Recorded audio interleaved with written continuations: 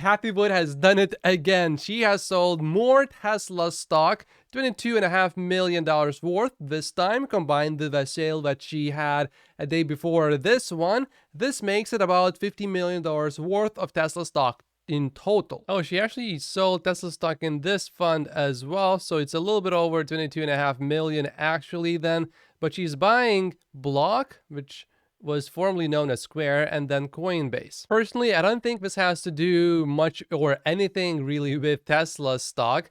It has more to do with Coinbase and Block being down, and possibly Cathie Wood thinking these stocks are on sale. I like Cathie Wood, and I hope it works out for her, but historically, selling Tesla stock has not been a great choice for her. She was also on Bloomberg television a few days ago, and this got a little bit spicy and heated, so let's take a look. I will say and submit to you that last year was the most unusual year of my investment career. And not only mine, but bond investors. So bond investors had the worst year in 200 and some odd years. When interest rates go up 19-fold in less than a year, it's going to kill long-duration assets. Bonds are long-duration assets. They've never seen a year like that. ARK is a long-duration asset. But if we're right, and these companies are going to disrupt the traditional world order, then we want to be on the right side of change, and the market will come our way, away from those benchmarks, which represent the traditional world order, to our strategies. I certainly agree with Cathie that technology is the future. Elon Musk replied to this tweet from Brett Winton, who works for ARK Invest. Elon said it is, which was in response to the future is coming faster than you think. Time to artificial general intelligence has fallen by another 25 to 50%. Although there is some pushback against that. A computer once beat me at chess, but it was no match for me at kickboxing. That may change with the Tesla bot. And this here explains the methodology behind all of this. It works a little bit like a prediction market. If you feel like reading a block of text, feel free to pause the video and give it a read. Coming back to this chart, it looks quite interesting. First, these are years, and it's a log scale, meaning this is 100 years, and this is 10 years, and this is just 1. So right now we are, according to this chart, just 3 years away from some sort of general artificial intelligence. And under a very strict definition, we are about 10 years away. And all of this really reminds me of Ray Kurzweil. This was written back in 2017, and even before this, he was saying all of this. He predicted that by 2029, computers will have human-level intelligence. He also claims that out of 147 predictions that he made since 1990s, 86% were accurate. Interestingly, full self-driving was in that 14% that did not make it yet. Yet is the keyword. And he elaborates here a little bit more. 2029 is the consistent date I have predicted for when an AI will pass a valid Turing test and therefore achieve human level of intelligence. If you didn't know, a Turing test is a 3-person game in which a computer uses written communication to try to fool a human interrogator into thinking that it's another person. I think with ChatGPT getting better, that is possible sooner than 2029, possibly. A lot sooner, actually. And then he continues, I have set the date 2045 for the singularity, which is when we will multiply our effective intelligence 1 billion-fold by merging with the intelligence we have created. Cathie, in June on stage at Up Summit, you cited retail inventory levels, and you told me, if you remember, that inflation would unravel. I like Cathie, but I also see that she does not like that question.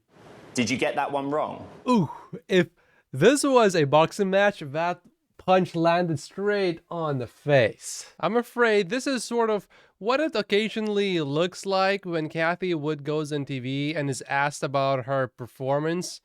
How come the bear got to you, Cathie? How come? How come? It looks like the bear is hurting you, but you're still fine, actually. I think there's a good chance that Cathie Wood will still outperform S&P 500, maybe even. I hope it happens, although the odds are against her if you just look at most active fund managers, because they end up not beating S&P 500. The odds are overwhelmingly against Cathie Wood. However, as you saw from the video, the bear seemingly went away. So if the bear market really does go away, we'll see how Cathie Wood does this time. And maybe in 5 years, she will at least match S&P 500. In the ideal case, she will beat S&P 500. But again, the odds are against her, so I would not invest in her fund.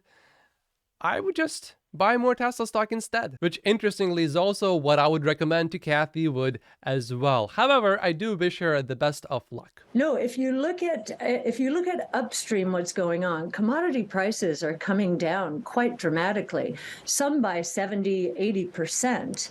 And I will also say the retail call was very right. I think you'll agree on that. The discounting, we think, is going to continue to work its way through the system from the commodity price level to downstream near the consumer. And you can see this. Tesla is cutting prices. Many people say, oh, it's because of competition. No, it's because their commodity prices are coming down.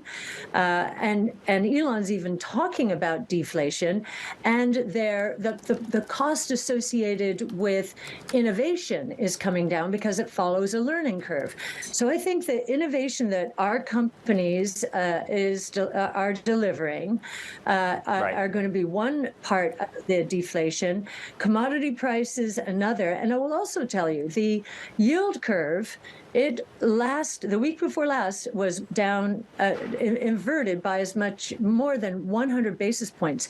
That also is a deflationary signal, as is what's now going on in the banking system. Yes. I think the banking system is fearing deflation. As far as answers go, this is Cathie Wood. It looks like she's going to fail any moment, but then eventually she gets everything just fine and then says, oh, this was way too easy. Cathie, very quickly, did you have any exposure to SVB? The bear is back. ARK Invest does hold Roku, and it is a significant position. And Roku had 487 million, or 26% of its total cash, tied up with Silicon Valley Bank. But as we know, the government stepped in and everybody got their money back. But if Cathie herself had money with Silicon Valley Bank, that just shows, perhaps, that she's not very good at choosing her banks. So let's see what she says. None whatsoever. Okay. I'll say, as our business, no, and our company's very limited exposure. I was so surprised. I just and wanted to delighted clarify. to see how little. Good, very good. That's an ideal answer. You have said just earlier in the conversation, the rate of change of the Fed, the 19-fold increase in interest rates that have so upended, you say, in many ways, what's happening in the financial markets and financial conditions. But we did see signaling from the Fed. They did tell us they were going to be hiking rates and hiking rate fast. Why then didn't you move your portfolio around more? And here we go again. Well, the premise of the question is that we're an asset allocator. We are not. We invest exclusively in disruptive innovation, nothing else. What we did do was we concentrated our flagship strategy, so ARKK, and our other strategies, ARKQ, ARKW, ARKF, and we moved, in the flagship's case, from 58 names in February of 21, when we peaked, down to 27, 28 names. We have a scoring system, and the scoring system is based on variables we believe are very important to innovation. And so we concentrated the portfolio. Many people in the traditional asset management world, when they go through a risk-off period, they will diversify their portfolios by moving closer to their benchmarks. What they're doing is typically selling our kinds of names. Yeah. And so that is why they're putting extreme pressure on them. We'll create losses by selling stocks, and that gives us a tax loss asset, which we have. It's over $2 billion right now, against which we can take future gains, and then concentrate towards our highest conviction names. We have a paper on our site which shows the benefits of this concentration strategy during risk off and diversification strategy during risk on. But, of course, when it's risk off, you've underperformed, and actually even on a 5-year basis. Questions: if only Cathie Wood did not sell Tesla stock like she just did again. So even though Tesla stock still is down a lot from the top, it is up 854% in the last 5 years. There's nothing that says in the rules that Cathie has that she has to sell if a stock is more than 10% of ARK Invest's total assets. It just says that she cannot add more to that position. For example, billionaire Ron Barron on November 8th had a huge Tesla stock position in one of his funds. 45% of that particular fund's assets were in Tesla stock. And sure, you could say, oh, but Tesla stock is still down from the peak. Yeah, but he started investing in Tesla stock in 2014. According to this website, Cathie Wood bought Tesla stock for the first time in 2016, at the end of 2016. I like Cathie Wood, but if she just never sold Tesla stock, then her performance would have been quite a bit better. And this is the Tesla stock buying opportunity explained by Elon Musk. My name is Matt Posius. Like and subscribe if you haven't yet, and I will see you in the next video. Thank you so much for watching.